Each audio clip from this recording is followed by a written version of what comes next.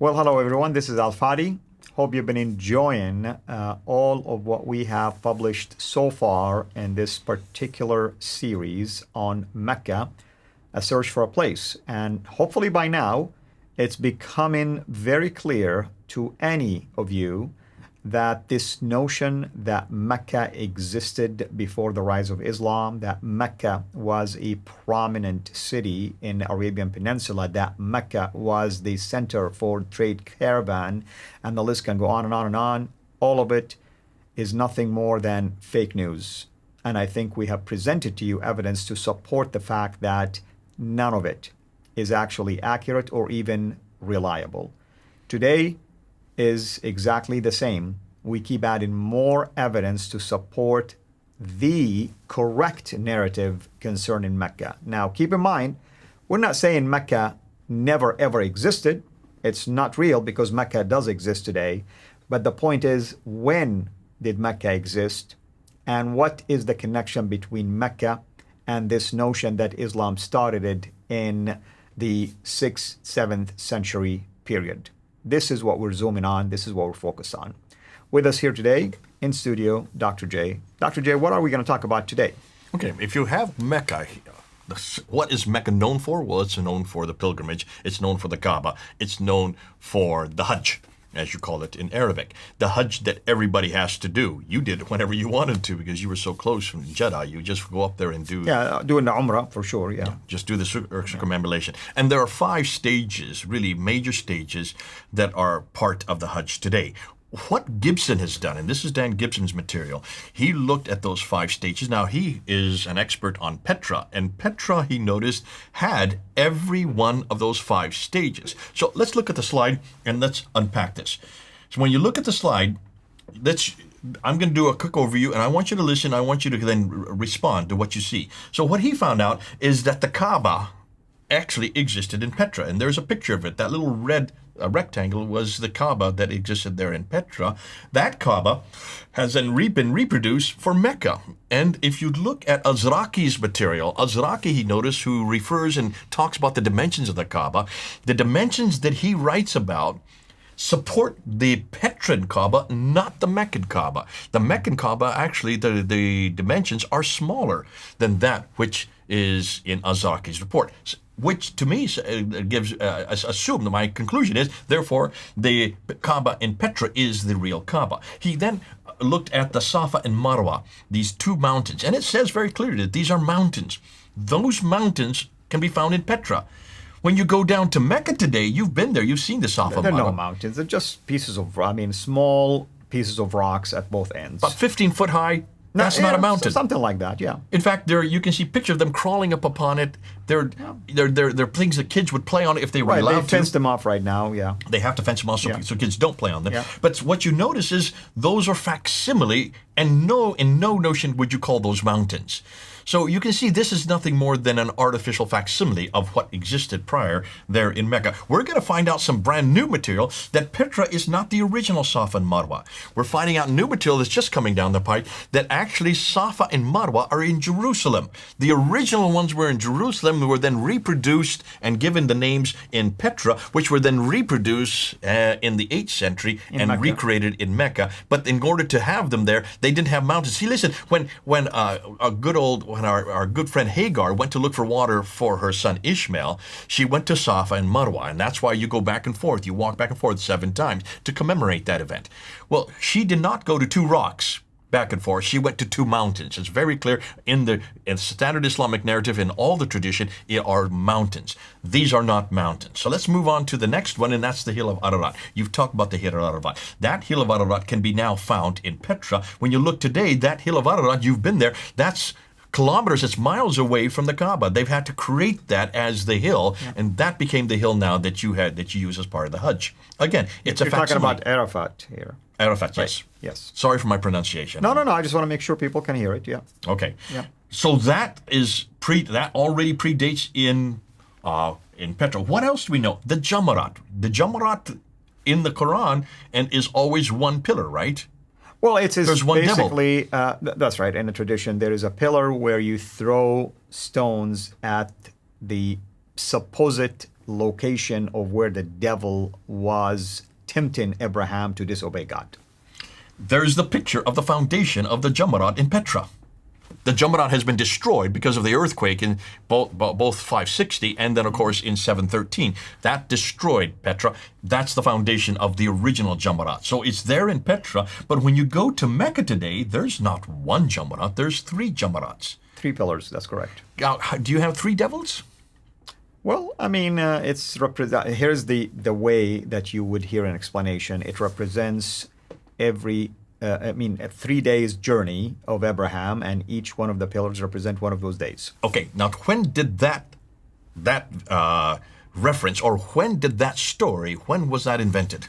Or when was that introduced? Of course, as it is with any Islamic thing, it would have been progressively invented at a later time. Do you know what the date was? I guess, maybe 10th, 11th century, something? 1980. There you go. 1980. We're just talking about 40 years ago. Why? Because the crowds were so big, they could not have just one power. If you look in the 1950s, look at photos of Mecca, there's only one Jamarat. Today, there are 3 to accommodate the large crowd. So what do? You create a new narrative to support why you have 3. And exactly what you've just told me is what you have been told, because that's what you grew up with, that these are 3 different times when Abraham was confronted by the devil. Right. For 3 different stories. Right. That is only 40 years old. So even in our lifetime, they're still creating the narrative. This narrative that existed back when, we're always saying, blaming it on the Abbasids. No, I would suggest even today, if you can see examples of that narrative being created today, then why are we not surprised that this is exactly what the Abbasids did in the 8th and 9th century and 10th century of their ruling? Right. Bingo. So there's the 3 Jamarats. Now, if the crowds get any bigger, they're going to have to add a 4th and a 5th. We're going to get 4 and 5 more narratives that are going to be added to that. But to me, that just proves my point. The standard Islamic narrative is still ongoing, even in the 21st century. Then we get to the Zamzam well. We're going to be unpacking more. The next time we get together, I'm going to tell you what we now know about the Zamzam well. We're still doing the research. I don't have it in front of me. We don't want to do it. What we now know is the Zamzam well existed in Petra. In fact, there are about 5 different places in Petra which could be the Zamzam well. However, we have just found in the last 3 weeks, there's also a Zamzam well in Jerusalem. Which suggesting to me that this goes right back to Jerusalem. I'm guessing that we are going to probably find all the stages of the Hajj that were Jewish stages. These were all then attributed and taken by the Nabateans and recreated in Petra, which were then taken by the Abbasids and then recreated down there in Mecca in the 8th century. And it seemed like all of it probably has to do with political issues, why you have competing narratives like this. Political issues. When you look at the Zamzam well today, it cannot accommodate all the pilgrims. You can see it's just a small little thing. I would like to know when that well was actually dug. No one's going to let me get close to it. No one's going to let anybody get close to it. I would suggest that probably that is a 9th or 10th or maybe even a 12th century well. Not at all from the time of Adam and Eve, as the narrative goes today. And then the black stone. Now, the black stone. I don't know what to say about this stone. There is going to be a huge amount of videos that I'm going to be doing on this. But what do you know about the black stone? Well, I mean, Jay, the black stone has a prominent, place in the Islamic rituals. I wanted to just, if you can go back, people can see this. Yeah, people can see this right here in front of them. When you go to Mecca, you really strive to try to at least touch the black stone, if not even kiss it, if you could. Take a look at the crowds here. Yeah, exactly. Look, they have soldiers, by the way, that control the traffic simply because people fight each other just to get there. Why? I'm going to actually put a video up. We don't have it with us now when we actually do this again, and I'm going to show you how they're pushing people away. They have to keep them going because there's so many want to kiss that stone. Yeah. Now, that is on the eastern corner. That's right. The Kaaba. And there is another Yemeni corner, which is just a corner. It's so smooth. They tell you, oh, it's so smooth because people touch it. Well, I mean, they make sure it's smooth. But all that to say, they put a lot of incense, perfumes and other things in a black stone to make it smell nice.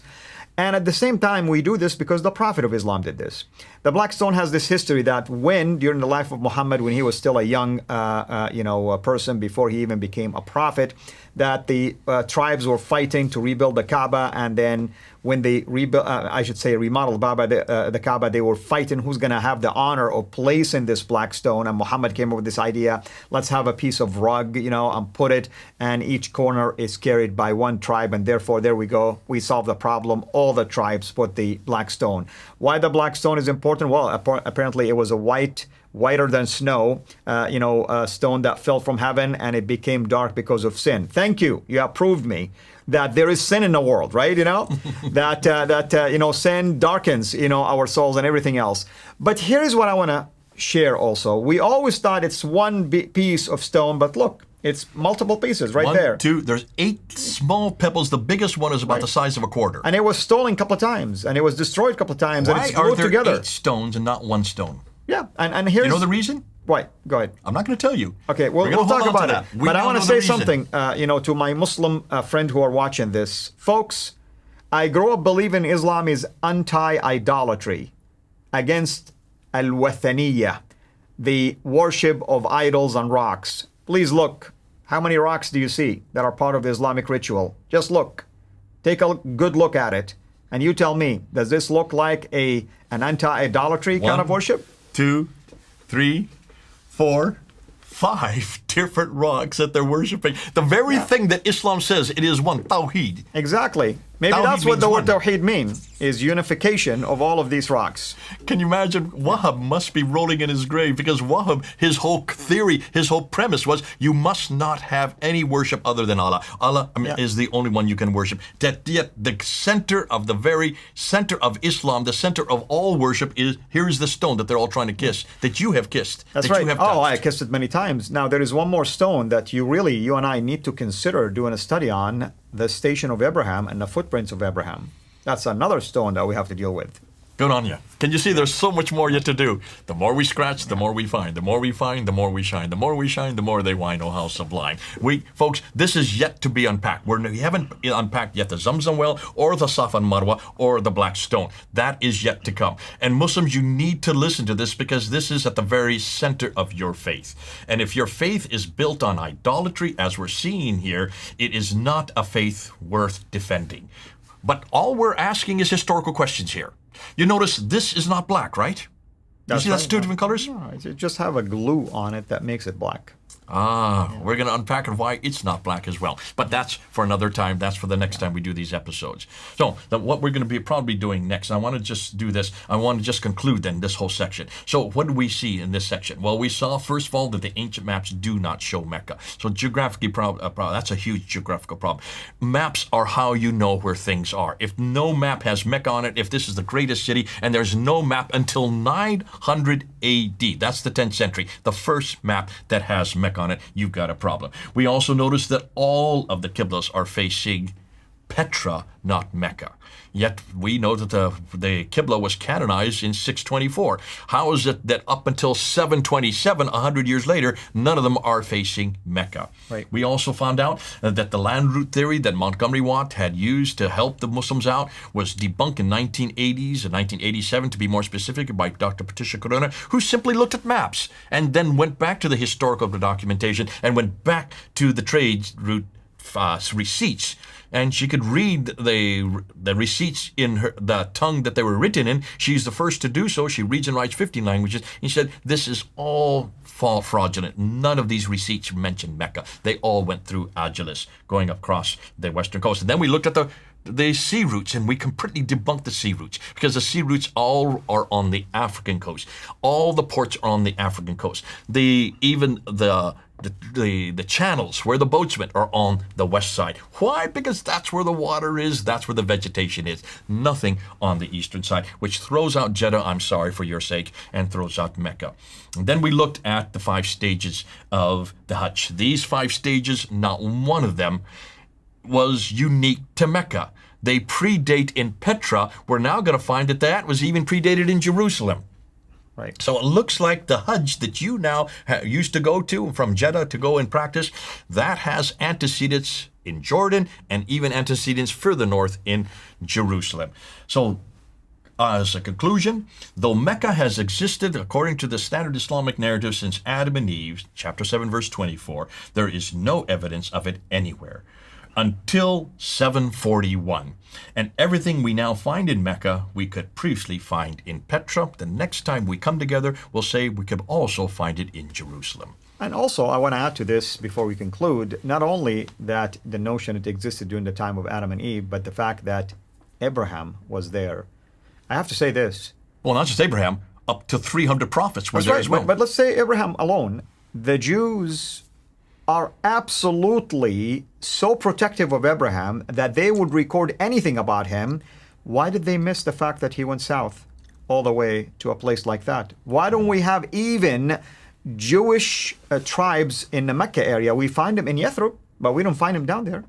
Actually, we don't find Jews in Yathrib. But what I'm saying in the Islamic Dr. narrative, Robert Hoyland if you use the Islamic narrative, you know, they talk about them in there. They don't talk about them in Mecca. Oh, I see what you're saying. The SSI, the Sin narrative. Okay. Yeah, exactly. So that's the thing that we are dealing with, folks. It's the idea that we are just being told things and repeating them like parrots, I'm sorry to use this phrase, are over. I mean, it's over. Time is time out. You know, we don't have time for this anymore. It's time for you, my Muslim viewer. You're very smart. You are absolutely smart. You have access to all this data that we're sharing with you. Please do me this favor. Will you at least take 1 month to do your research and then reach your conclusion your own and ask yourself this question? Does this look like a religion that is anti-idolatry? Does this look like a religion that has solid, sound historical data to back up everything that you believe theologically? I mean, if you don't believe me, just go and watch our series that we did about debunking even the preservation of the Quran. Oh, that's a whole different story. That's a whole different story. And we will revisit it probably one more time. Thank you again. You just stole my signature piece. I know. I mean, you're going to file a suit against me. You destroyed my city, so that's the best I can do. Well, thank you, brother, for your hard work. Thank you for your honesty in sharing research findings and for always striving to make updates. I mean, you do not really say, oh, I did my work and that's it. You're not the David Kings of the world that visited one mosque. I cannot, because I have an awful lot of people that hammer me, and that's the beauty of YouTube. I get slammed to pieces if I say even one date wrong, or if I get one city wrong, or if I get one map wrong. That's why it's good to have something like this where you can look at all the conclusions we in on one sheet. Go ahead, all of you, take this sheet, print it off, and then just walk through each one of these arguments, because each of the arguments is there on one sheet for you to use in your own work. And we're so thankful, by the way, for the people who hammer Dr. J or hammer me or hammer us over things that mean you're watching, that mean you're paying attention. We welcome that. I mean, we're not against that at all. And we thank you for some of the additional data that you point to us. And we're thankful for some of the honest feedback that we receive from you. We're not here to say we're perfect, but at the same time, I have yet to see anything that contradicted what we have shared to date. With that in mind, let's wait until the next episode. Now, what's the next episode? We've got to look at their claims. Muslims are coming up with claims about Mecca. There are 3 major claims that they say prove that Mecca existed. We're going to debunk all 3. You've heard the man. Wait until the next time. God bless you. Thank you for watching this video. Be sure to like and subscribe to our channel, Sira International, and click on the bell so that you receive notifications whenever we publish a new video or go live. I would also like to appeal to you to consider becoming a Patreon patron by clicking the link right below. By doing so, you can give towards the production of these videos. There are also other options for you where you can give to our channel. I thank you from the bottom of my heart.